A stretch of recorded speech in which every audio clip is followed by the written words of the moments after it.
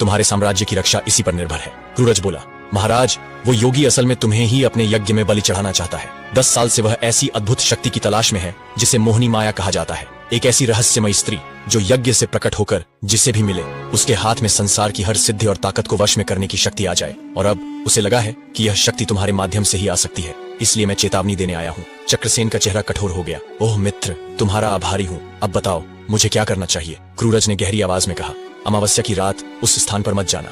वह यज्ञ तुम्हारे जीवन की कीमत मांगेगा ताकि मोहिनी माया को बुला सके। चक्रसेन ने तलवार की मूठ कसते हुए कहा, मित्र, मैं चक्रसेन हूँ। मैंने उस योगी को वचन दिया है, अगर वह छल करेगा तो अपने प्राण देकर भी उसे पराजित कर दूंगा, लेकिन वचन से पीछे नहीं हटूंगा।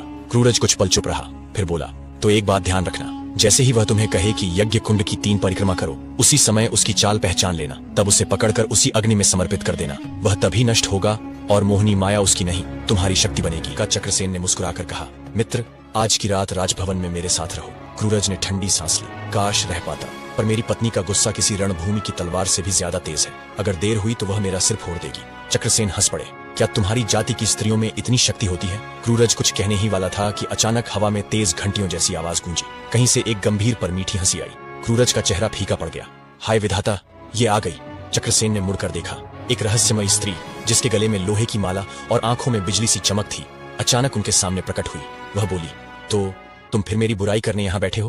चक्रसेन थोड़ा चौंके पर मुस्कुराकर बोले, देवी, आपका स्वागत है।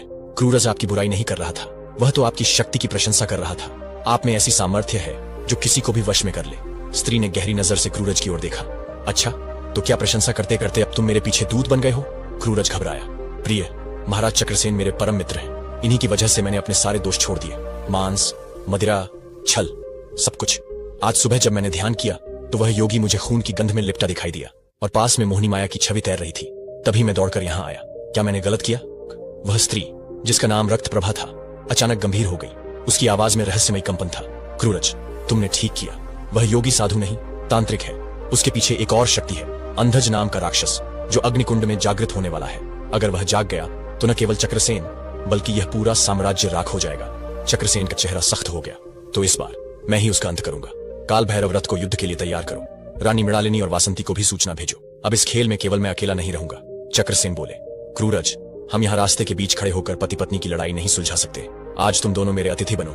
इंसान का रूप लेकर मेरे साथ महल चलो। क्रूरज ने हाथ जोड़ दिए। नहीं महाराज, मैं अब एक क्षण भी यहाँ नहीं रुक सकता। अगर देर हुई तो रक्त प्रभा पत्नी का गुस्सा ऐसा होगा कि अंधेर नगरी जल उठेगी। आप नहीं जानते वह कैसी है। यह कहकर दोनों पति पत्नी धुएं के गुबार में गायब हो